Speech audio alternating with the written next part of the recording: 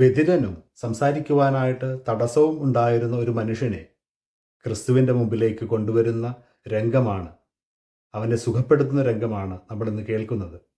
2 തരത്തിലുള്ള രോഗങ്ങൾ, അതിലുപരിയായി പല വിധത്തിലുള്ള വെല്ലുവിളികൾ, ഇവയൊക്കെയാണ് യേശു ഈ ഘട്ടത്തിൽ നേരിടുന്നത്. ഇത് സംഭവിക്കുന്നത് ഡെക്കാപോളിസ് എന്ന് പറയുന്ന കൂടുതലും ഗ്രീക്ക് ഭാഷ സംസാരിച്ചിരുന്ന, അല്ലെങ്കിൽ ഗ്രീക്ക് പാരമ്പര്യവും ചിന്തകളും സംസ്കാരവുമൊക്കെ അനുഷ്ഠിച്ചിരുന്ന മനുഷ്യരുടെ ഇടയിലായിരുന്നു. യഹൂദരെക്കാളും ഉയർന്ന ചിന്തയും ഉയർന്ന തത്വശാസ്ത്രവും അധികാരവുമൊക്കെ ഉണ്ടായിരുന്ന ഒരുപറ്റം മനുഷ്യർ. മാത്രവുമല്ല, യേശുവിന് ഈ ഒരു ദേശത്ത് അത്ര നല്ല സ്വീകരണമായിരുന്നില്ല ലഭിച്ചിരുന്നത്. മർക്കോസിൻ്റെ സുവിശേഷം 5-ാം അധ്യായത്തിൽ നമ്മളത് വായിക്കുന്നുണ്ട്. യേശു ഗെരസേനരുടെ നാട്ടിൽ ചെന്നിട്ട് ഒരു പിശാച് ബാധിതനെ സുഖപ്പെടുത്തുമ്പോൾ അയാളിലെ ആ അരൂപിയെ അയക്കുന്നത് ഒരു പറ്റം പന്നികളുടെ ഇടയിലേക്കാണ്. ഈ പന്നികൾ വെള്ളത്തിൽ ചാടി മരിക്കുന്നതും അതിനുശേഷം യേശു അവിടെ നിന്ന് വിട്ടുപോകണമെന്ന് മനുഷ്യർ പറയുന്നതുമായിട്ടുള്ള രംഗം നമ്മളവിടെ കാണുന്നുണ്ട്. അതെ, യേശുവിനെ സ്വീകരിക്കാതിരുന്ന ഒരു കൂട്ടം മനുഷ്യരുടെ ഇടയിലേക്കാണ് യേശു വീണ്ടും വരുന്നത്. മനുഷ്യന് അവരെ വേണ്ടെങ്കിലും അവന് മനുഷ്യരെ ആവശ്യമാണ്. അവരെ സഹായിക്കുവാനായിട്ട് അവരോടൊപ്പം അവനുണ്ട്. ആ മനുഷ്യർ ഇതുവരെ അനുഭവിക്കാത്ത ദൈവത്തിൻ്റെ പുതിയ മുഖമാണ് യേശുവിൽ കാണുന്നത്. ദൈവം ഇന്നും നമ്മുടെ പലയിടങ്ങളിലും അത്ര സ്വീകാര്യനല്ല. നമ്മുടെ വളർച്ചയ്ക്ക് പലപ്പോഴും ദൈവം ഒരു വിലങ്ങുതടിയായിട്ടാണ് പലരും കാണുന്നത്. ഇങ്ങനെയുള്ള ഒരു സംസ്കാരത്തിൽ അല്ലെങ്കിൽ ഒരു കാലഘട്ടത്തിൽ എങ്ങനെയാണ് ദൈവത്തെ അനുഭവവേദ്യമാക്കുന്നത്? സുവിശേഷം അതിന് ഉത്തരം നൽകുന്നുണ്ട്. യേശു ആ മനുഷ്യനെ സുഖപ്പെടുത്തുന്നത് ഒരു പ്രത്യേക രീതിയിലാണ്. അവനെ ആ കൂട്ടത്തിൽ നിന്ന് മാറ്റി നിർത്തിയിട്ടാണ് അവന് സൗഖ്യം നൽകുന്നത്.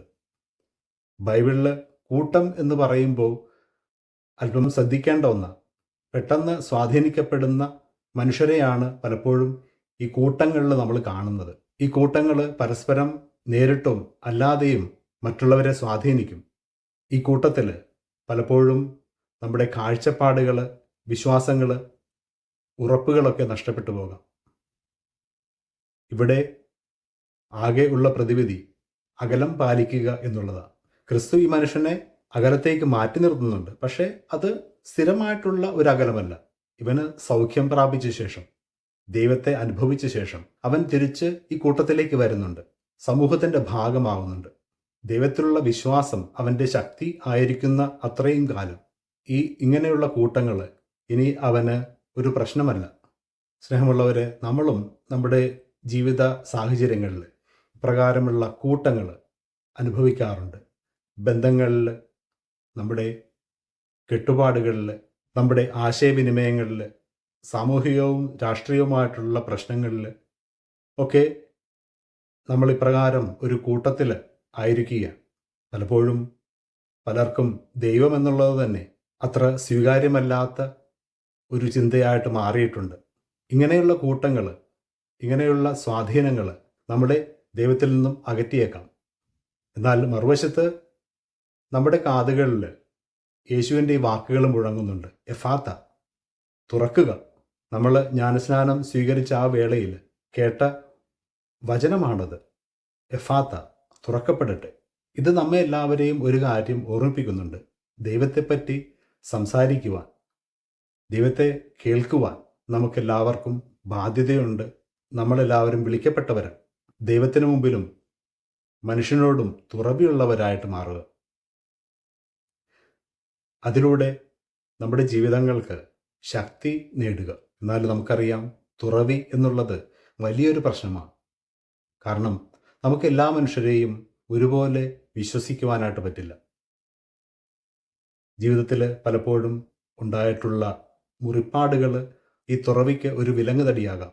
ചില ബന്ധങ്ങളിൽ നിന്നും ചില വസ്തുക്കളിൽ നിന്നും അകലം പാലിക്കാൻ പറ്റാത്തതും ഒരു തടസ്സമായിട്ട് മാറിയേക്കാം. അതെ, ഇങ്ങനെയുള്ള ചില ബ്ലോക്കുകൾ, ചില തടസ്സങ്ങൾ നമ്മുടെ ജീവിതത്തിലുണ്ട്. ഇവയൊക്കെ മറികടക്കണമെങ്കിൽ കൃത്യമായിട്ടുള്ള നിലപാടുകളും കൃത്യമായിട്ടുള്ള ബോധ്യങ്ങളും വിശ്വാസവും ഒക്കെ ആവശ്യമാണ്. അതിന് ചിലപ്പോഴെങ്കിലും ചില കാര്യങ്ങളിൽ നിന്നും നമ്മൾ അകലം പാലിക്കേണ്ടതായിട്ടുണ്ട്. ഇത് എളുപ്പമുള്ള ഒന്നല്ല. പക്ഷേ ദൈവത്തിൻ്റെ ആശീർവാദത്തോടു കൂടി, സ്നേഹമുള്ള നല്ല മനുഷ്യരുടെ കരുതലിൽ നമുക്കിതൊക്കെ സാധിക്കാവുന്നതേ ഉള്ളൂ. സ്നേഹമുള്ളവരെ, ദൈവം നമ്മുടെ ശത്രുവൊന്നുമല്ല. നമ്മൾ അവനെ മാറ്റി നിർത്തിയാലും നമുക്ക് വേണ്ടി ഇടപെടുന്നവന്. പ്രശ്നം നിറഞ്ഞ നമ്മുടെ ജീവിതത്തിൽ, നമ്മുടെ ലോകത്തെ രക്ഷിക്കുവാനായിട്ട് അവന് സാധിക്കും. അതിന് ദൈവത്തോട് നമുക്ക് തുറവിയുണ്ടാകണം. അതുപോലെ പ്രധാനപ്പെട്ടതാണ് മറ്റ് മനുഷ്യരോടുള്ള നമ്മുടെ സഹവർത്തിത്വവും. ഇങ്ങനെയൊക്കെ നമുക്ക് നമ്മുടെ വിശ്വാസത്തെ, നമ്മിലെ നന്മയെ ശക്തിപ്പെടുത്തുവാൻ സാധിക്കും.